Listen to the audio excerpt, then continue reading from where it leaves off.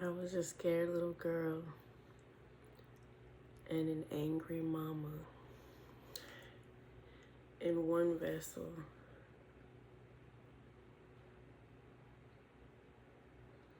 I didn't have a smile. My joy was locked up inside because something wasn't funny at all. And I couldn't point it out. I couldn't speak to it in a way that I couldn't speak to it because I wasn't safe from being gaslighted.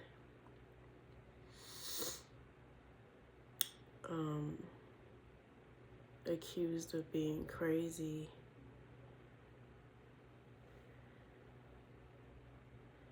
I would have never been vindicated because the ones I was telling were the ones who were the reason.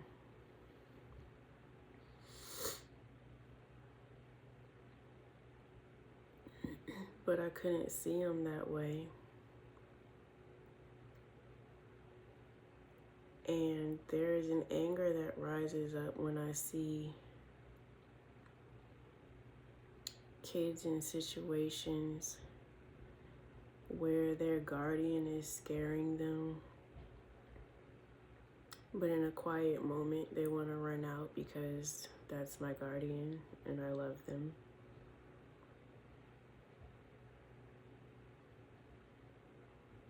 How do you love the one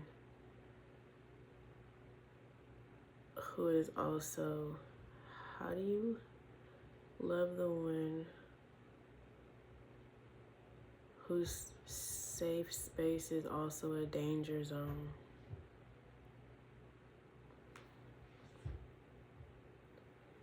I didn't have those words until today, and I have no idea what just happened. But I'm grateful.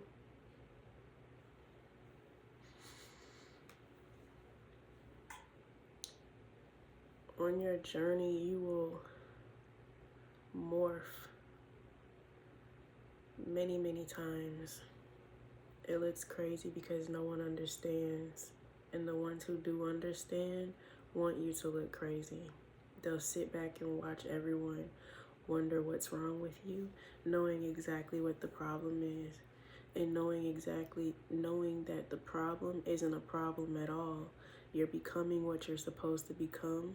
But in that destruction, they hope that you just stay destroyed and never rebuild and become what you're supposed to become.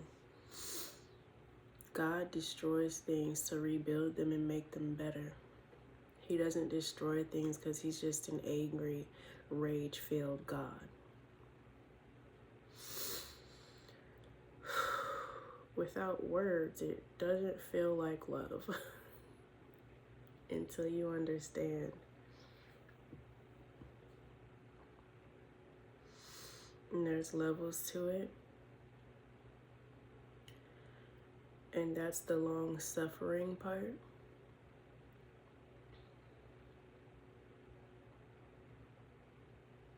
There's many different aspects to the long suffering part.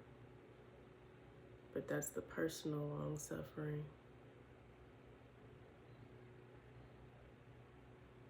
Combined with the fact that as you're doing your work, whether you understand you're doing it or not, you look around and realize ain't nobody else doing it. Or they are doing it, but the rate they are doing it or the way they are doing it is more so manufactured instead of raw and authentic with God.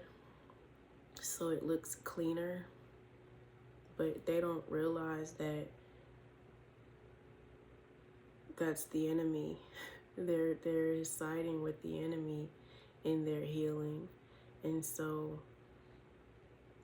I'm not going to say they're not healing because you use the tools how you choose to use them.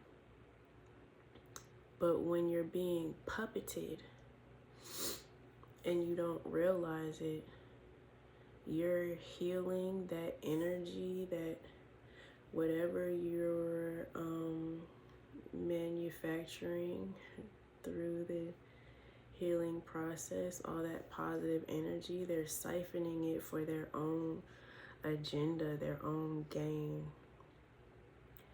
And so, yes, please, you are welcome. Come into our doors.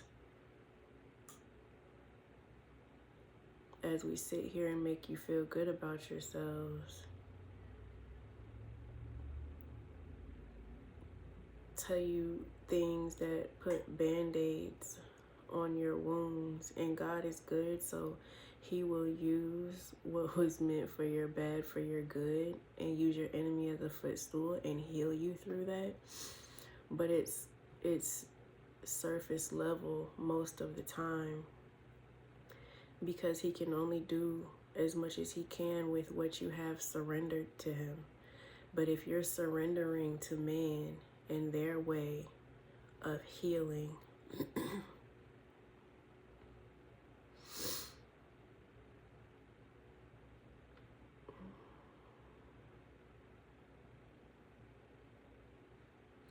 you're giving your 10th to them instead of God. Cain and Abel.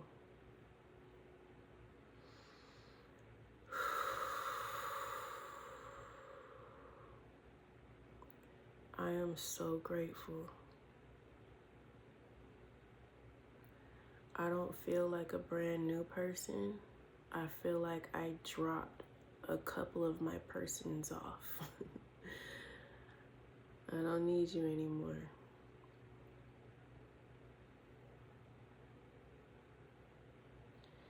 In survival mode, we have cloaks that protect us. But as we level up and grow, we don't need those same cloaks anymore. They become weights that hold us down and hold us back, but it's so familiar to us, we don't want to let it go, and it feels wrong.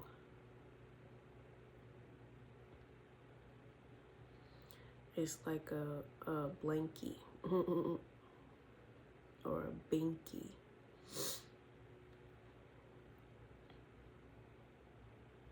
Your childhood teddy bear. You don't want to throw it away. It's been with you. It's helped you through those dark nights of the soul.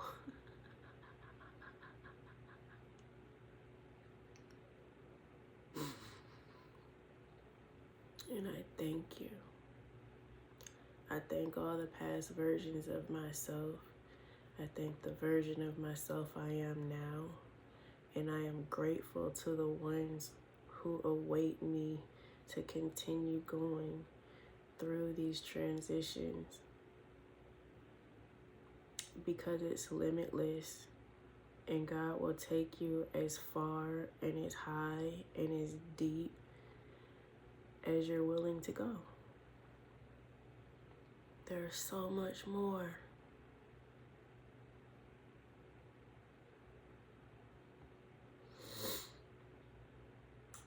Don't be afraid.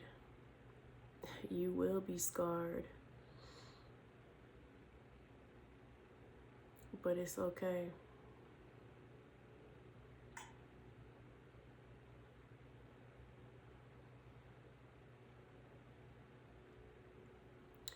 Don't judge yourself on the road.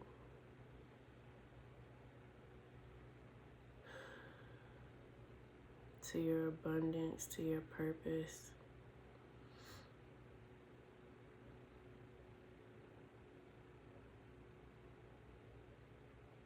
Don't judge those around you, because everybody is where they are on their journey.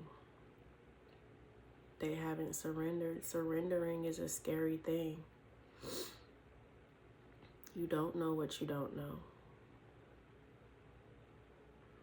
And everybody's relationship with God is different.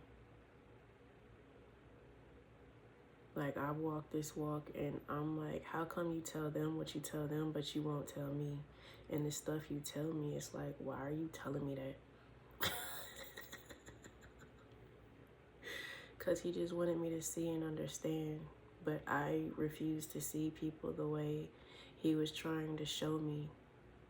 I thought it was my ego, or, you know, you're not supposed to talk bad about people, and, you know, that was part of the programming that I had to let go of, and I didn't realize it was programming. And no one spoke about it to me. I had to figure that out on my own. I had to see it for myself. I had to allow God to show me. And he showed me for years before I understood it was him talking to me. It was my intuition growing. I was right about everything. And evil really does wear masks of light and sit in the faces of people who would never fathom. They fool each other. It's crazy, bro. It's wild.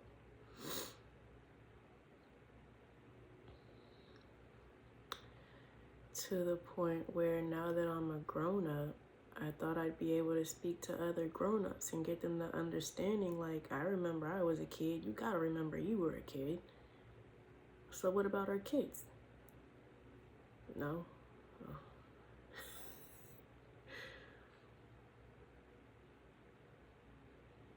And so when I was talking about being fallow to follow, wow. Thank you, Dad.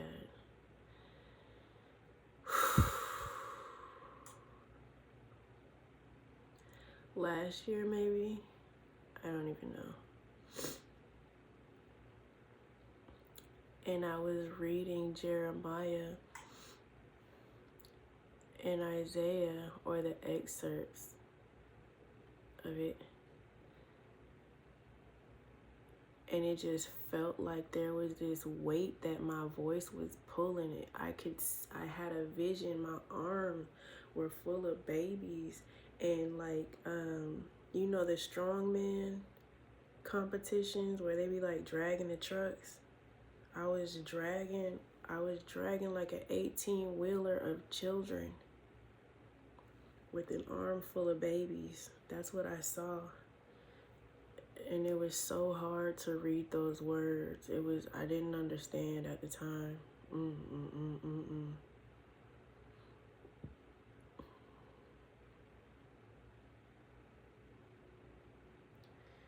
Be so patient with yourself.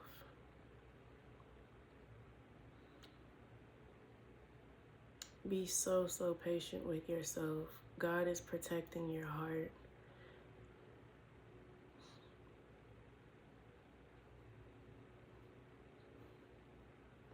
Because you're so smart, if you figure it out,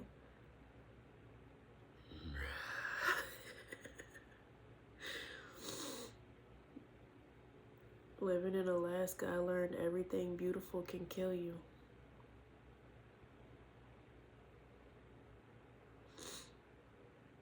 Thou shalt not kill. Vengeance is the Lord's. Trust him. Obey.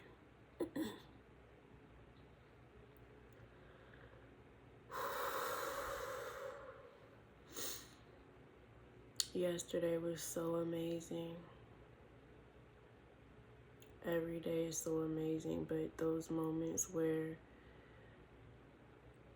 it's like he opens the curtains so you can see what he's been leading you to do.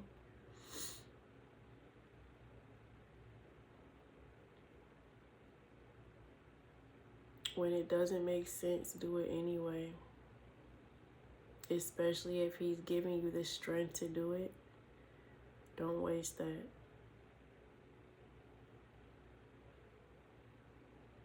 Don't use it for your own gain, your own pleasure. Because while it makes sense to take that and do what you want to with it right now, later on you're going to look back and realize that was a moment where you basically took 10 steps back because you didn't do what you were supposed to do. You're doing to yourself what they did to you when you were a kid.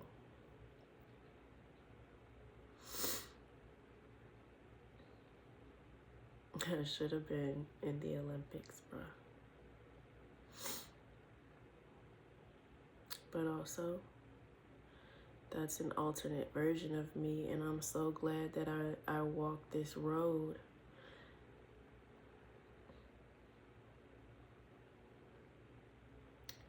I don't know how it would have been if I went to the Olympics and became what I was supposed to be. Maybe I would have still done the same thing, but it would have been easier on me. But I'm grateful for the long suffering and the hard road that got me where I am. Because that's where you get your grit. That's where you get your understanding. That's where you get that infallible, undeniable faith and strength and understanding in God. Can't nobody tell me nothing about him. Them. Nobody. Unless you are of them. And I'll be able to see that too. We have so much to share. Sharing is the word, the value of the month at school. I can't remember how to say it. Avik Dua Gignik, I think. If one of y'all are watching this, put it in the comments, please. The Inupiat word for sharing. Oh, I'm just so grateful.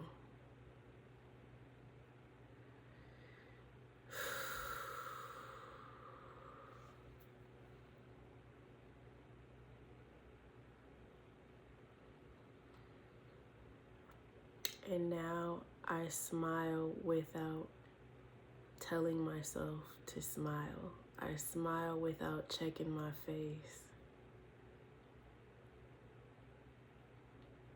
Maybe my face don't have to do that thing no more.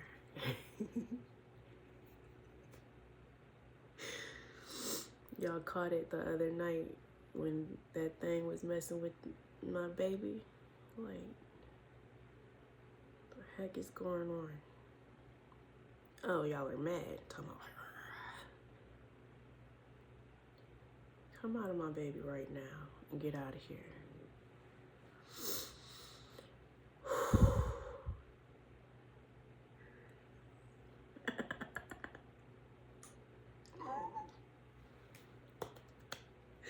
Thank you for walking with me. Keep walking. Don't stop. Let's go.